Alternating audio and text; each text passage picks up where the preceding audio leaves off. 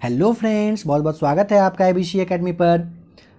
Friends, 67वीं BPSC जो कि अक्टूबर में संभावित है कि होना है, उसके लिए आप टॉप 25 क्वेश्चन का सीट देख रहे हो। इसमें हर तरह के सवाल को लिया गया है। और एक बात बताना चाहूँगा, आपको पता होना चाहिए कि अब ऑप्शन में एक ई नंबर का भी ऑप्शन आने लगा है। ABCD तो पहले आता ही था 4 ऑप्शन, अब 5वां आने लगा है, जिसे अगर आप मानेंगे तो बहुत ज़्यादा कन्फ्यूजन करने वाला है। अगर मान लीजिए किसी सवाल पे आपको डाउट होगा कि जवाब में 10 दिन होना चाहिए, जैसे यहाँ पे आप ऑप्शन 10 दिन देख रहे हो, 14 दिन देख रहे हो, अगर आपको कन्फ्यूजन हो रहा है 10 है या 14 है, तो फिर आपको मन करेगा ऑप्शन नंबर ई ही लगा दें, शायद हो सकता है दोनों हो।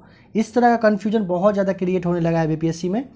ध्यान रखिएगा इस बात का, आपको अब हर एक सवाल को याद करना पड़ेगा। पहले क्या होता था कि आप बस माइंड में भी रखते थे तो ऑप्शन देख के इंसान को याद आता था, बट अब वो सिस्टम नहीं रहा बीपीएससी में खास करके। तो ध्यान रखिएगा इस बात का कि आपको आपका जवाब अच्छे से पता होना चाहिए, तभी आप अपना पीटी कम से कम निकाल पाएंगे। ध्यान रखिएगा इस बात का। देखिए आज का सबसे पहला सवाल, और आपको इसमें कोशिश करना है कि 17+ मार्क्स लाने का। अगर आप इतना ला पा रहे हो तो समझिएगा कि आप बीपीएससी 67वीं बीपीएससी के लिए तैयार हो चुके हो। बस अपने आप को और अच्छे से प्रैक्टिस करते रहना है, अपने आप को ज़्यादा से ज़्यादा सेट बनाने का कोशिश अपने आप को आदत दिलवा दीजिएगा, अच्छा रहेगा। देखिए आज का सबसे पहला सवाल, यदि कोई व्यक्ति संसद के दोनों सदनों में चुन लिया जाता है तो उसे कितने दिनों के भीतर यह बताना होगा कि उसे किस सदन में रहना है। देखिए ऑप्शन नंबर आपका ए हो जाएगा सही जवाब। 10 दिन के अंदर में इंसान को बताना होता है कि आपको किस सभा में रहना है, ठीक है, ध्यान रखिएगा। नेक्स्ट क्वेश्चन, महिला फीफा विश्व कप जो 2023 में होने वाला है, यह भी एक सवाल ध्यान रखिएगा, कब होने वाला है, 2023 में। कह रहा है कि उसकी मेजबानी किस देश को प्राप्त है, मतलब किस देश को ये अधिकार इस बार मिला कि आप अपने देश में करवाएंगे। तो देखिए ऑप्शन नंबर ए और बी दोनों सही हो जाएगा, ऑस्ट्रेलिया और न्यूजीलैंड। अभी मैंने आपको बताया था कि ऑप्शन नंबर ई का बहुत यूज होने लगा, बस देख लीजिए यहाँ पे आप, ऑस्ट्रेलिया और न्यूजीलैंड दोनों मेजबानी करने वाला है 2023 का महिला फीफा विश्व कप। नेक्स्ट क्वेश्चन, संसद के संयुक्त बैठक की कोरम दोनों सदनों की कुल सदस्य संख्या का कितना भाग है, कितना भाग होता है जब होता है ऐसा। तो ऑप्शन नंबर ए हो जाएगा सही जवाब, 1/10 भाग सही जवाब है। नेक्स्ट क्वेश्चन, संविधान के किस अनुच्छेद के तहत राज्य की कार्यकारी शक्तियां राज्यपाल में निहित होती है। ऑप्शन नंबर बी आपका सही जवाब हो जाएगा। 154 के अकॉर्डिंग राज्य के राज्यपाल जो होते हैं उन्हीं के अंदर सारा पावर होता है, बट आप जानते हैं कि मुख्यमंत्री सारा कुछ काम करने में एक्टिव रहते हैं, सारा सब कुछ उन्हीं का फेस होता है, चेहरा होता है, बट सबसे पावरफुल कौन होता है, तो राज्यपाल। और यह कहाँ, अनुच्छेद 154 में यह चीज़ दिया गया है। नेक्स्ट क्वेश्चन, राष्ट्रपति किसी मामले में सर्वोच्च न्यायालय से सलाह ले सकते हैं। देखिए अगर राष्ट्रपति को किसी बात पे डाउट हो, कुछ कन्फ्यूजन होता है, तो वो चाहें तो सर्वोच्च न्यायालय के जो सबसे हेड न्यायाधीश होते हैं उनसे वो सलाह ले सकते हैं। अब बताना है आपको कि संविधान के किस अनुच्छेद में इस बात का मेंशन किया गया है। तो 143 हो जाएगा, ऑप्शन नंबर डी आपका यहाँ पे सही हो जाएगा, 143 के अकॉर्डिंग ऐसा होता है। नेक्स्ट क्वेश्चन, अगर किसी देश का भुगतान संतुलन विपरीत हो गया है तो उसे किस संस्था से मदद लेनी पड़ेगी। देखिए ऑप्शन नंबर आपका यहाँ पे सी, अंतर्राष्ट्रीय मुद्रा कोष सही जवाब हो जाएगा। समझना है यहाँ पे, अंतर्राष्ट्रीय मुद्रा कोष का जो सदस्य देश होता है, जो उसमें जो देश भाग लिए रहते हैं, अगर उसका जो भुगतान संतुलन है मतलब वो अपोजिट हो जाता है, उल्टा हो जाता है, विपरीत हो जाता है, तो उसे अंतर्राष्ट्रीय मुद्रा कोष मतलब पैसा वगैरह दे के मदद करता है। आप समझ रहे हैं, जैसे जीडीपी वगैरह माइनस में चला गया, वहाँ पे बहुत ज़्यादा प्रॉब्लम हो रहा है, तो कौन मदद करेगा, अंतर्राष्ट्रीय मुद्रा कोष ही उसका मदद करता है। नेक्स्ट क्वेश्चन, निम्न में से कौन सी रिपोर्ट विश्व बैंक द्वारा नहीं, देखिएगा द्वारा जारी नहीं किया जाता है, आपको बताना है। अंतर्राष्ट्रीय विश्व बैंक द्वारा बताइए। ऑप्शन नंबर आपका यहाँ पे क्या हो जाएगा, ऑप्शन नंबर आपका डी यहाँ पे सही जवाब हो जाएगा। देखिए ग्लोबल जेंडर गैप जो है यह क्या है, कहाँ पर है, तो देख लीजिए स्विट्जरलैंड में यह स्थित है, ठीक है, और यह विश्व आर्थिक मंच द्वारा हर वर्ष प्रकाशित होता है, जारी किया जाता है, ठीक है। और देखिए यहाँ पे जैसे वर्ल्ड डेवलपमेंट रिपोर्ट है, ईज ऑफ डूइंग बिजनेस और ग्लोबल इकोनॉमिक प्रोस्पेक्टस है। इन तीनों चीज़ को, ये तीनों चीज़ किसके, विश्व बैंक के द्वारा मतलब रिपोर्ट इसका जारी किया जाता है, ठीक है। यहाँ पे लिख दे रहा हूँ, ये विश्व बैंक के अकॉर्डिंग ये तीनों होता है, बट ग्लोबल जेंडर गैप जो है ये विश्व बैंक द्वारा जारी नहीं किया जाता है। किसके द्वारा किया जाता है फिर? आर्थिक मंच द्वारा, ध्यान रखिएगा, आर्थिक मंच द्वारा। आइए देखते हैं नेक्स्ट क्वेश्चन। कह रहा है किस देश की संसद द्वारा पारित प्रस्ताव के अनुसार वहां के राष्ट्रपति 2036 तक अपने पद पर बने रहेंगे? तो देखिए ऑप्शन नंबर आपका ए हो जाएगा सही जवाब, रूस के राष्ट्रपति। अभी कौन है रूस के राष्ट्रपति? तो व्लादिमीर पुतिन है। वे जो है और 2 टर्म के लिए, जो कि 2036 तक उनका टर्म रहेगा, तब तक के लिए वहां के वो राष्ट्रपति फिक्स हो चुके हैं। नेक्स्ट क्वेश्चन कह रहा है देश की पहली आदिवासी महिला पुलिस बटालियन किस राज्य में स्थापित की गई? ऑप्शन नंबर आपका यहाँ पे क्या हो जाएगा? ऑप्शन आपका यहाँ पे नहीं दिया हुआ है, ठीक है। देखिए बिहार हो जाएगा सही जवाब। बिहार राज्य में बिहार पुलिस स्वाभिमान वाहिनी के नाम से, ध्यान रखिएगा किस नाम से? स्वाभिमान वाहिनी के नाम से देश की पहली आदिवासी महिला पुलिस बटालियन का गठन किया है। नेक्स्ट क्वेश्चन, निम्नलिखित में से कौन सी मानव ग्रंथि रक्तचाप को नियंत्रित करती है?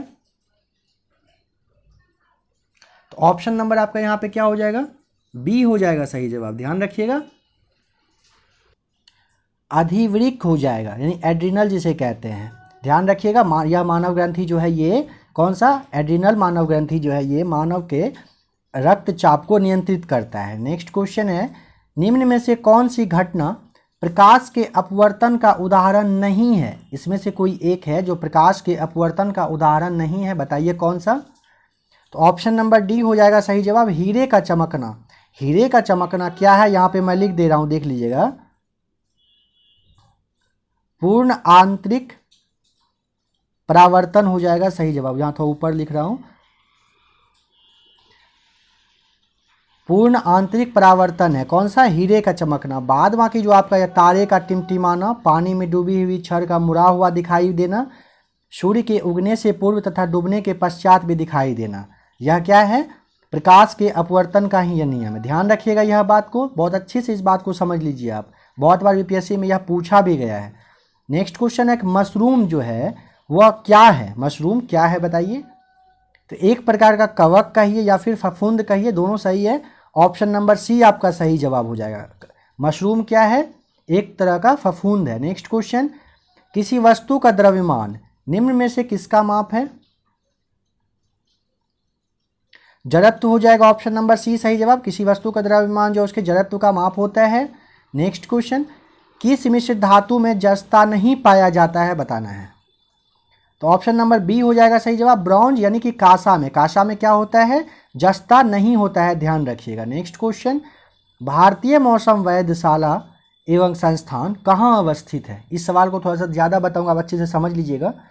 भारतीय मौसम वेधशाला एवं संस्थान कहाँ पर है? देखिए समझिएगा, नई दिल्ली में क्या है? नई दिल्ली में अगर यहाँ पे भारतीय मौसम विज्ञान रहता, भारतीय मौसम विज्ञान, यहाँ पे मैं विज्ञान बस छोटा सा डिनोट करके लिख दे रहा हूँ, देखिए विज्ञान अगर रहता तो ये नई दिल्ली में है, ठीक है। और भारतीय मौसम वेधशाला संस्थान जो है ये कहाँ पे है? पुणे में है। आपका ऑप्शन नंबर सी हो जाएगा सही जवाब। भारतीय मौसम वेधशाला कहाँ पर है? तो पुणे में है। और एक और जान लीजिए कि हैदराबाद में क्या है? तो हैदराबाद में यहाँ पे लिख रहा हूँ,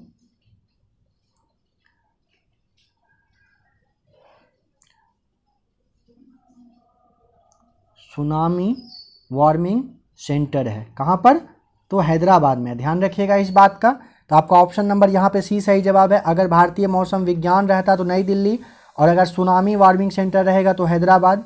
देखिए नेक्स्ट क्वेश्चन कह रहा है काराकोरम, लद्दाख और जास्कर श्रेणी निम्न में से किस हिमालय के अंतर्गत आते हैं? ट्रांस हिमालय, वृहद हिमालय, या फिर मध्य हिमालय, या फिर शिवालिक हिमालय, या फिर कोई नहीं, या फिर दो, एक से ज़्यादा होगा, बताइए क्या होगा? तो देखिए यहाँ पे थोड़ा सा समझ लीजिए, ट्रांस हिमालय के बारे में बता रहा हूँ। ट्रांस हिमालय में काराकोरम, लद्दाख और जास्कर ये तीनों आते हैं, ठीक है। तो आपका ऑप्शन नंबर ए यहाँ पे सही जवाब हो जाएगा, ध्यान रखिएगा। और अगर वृहद या ग्रेट हिमालय का पूछा जाए तो उसमें एवरेस्ट, आप जानते हो, यहाँ पे लिख रहा हूँ एवरेस्ट और कंचनजंगा,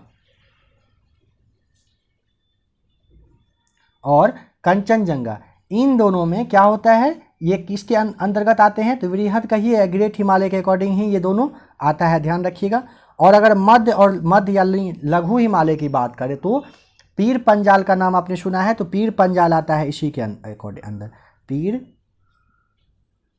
पीर पंजाल हो जाएगा, ठीक है। देखिए नेक्स्ट क्वेश्चन, भारत के अंडमान निकोबार में स्थित नारकोंडम ज्वालामुखी किस प्रकार की है?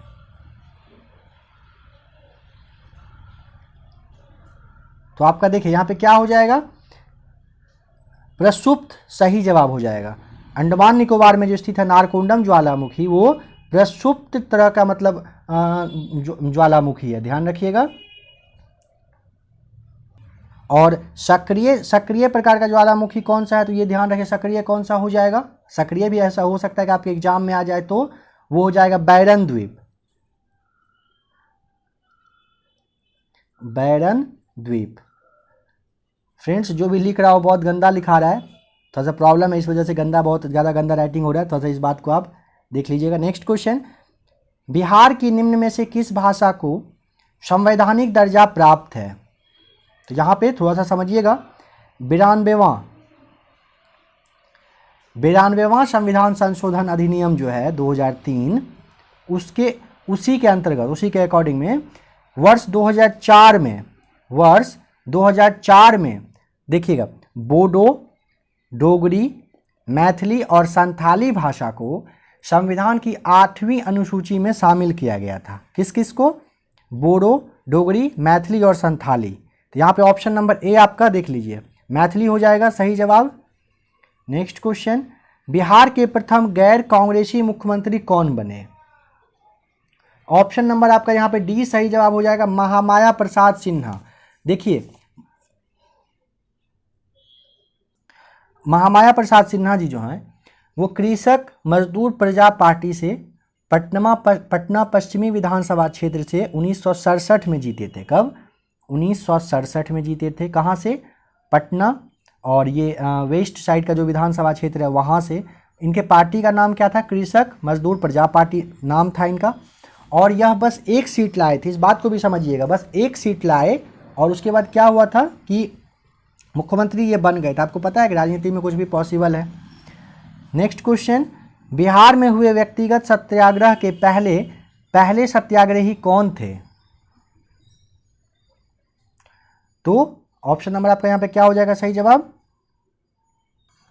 Option number D, Shri Krishna Singh ji पहले सत्याग्रही थे, ध्यान रखिएगा। और अगर दूसरा आपसे पूछ दे, हो सकता है दूसरा भी आ जाए, तो यहाँ पे आप देख रहे हो सेकेंड हो जाएगा कौन सा?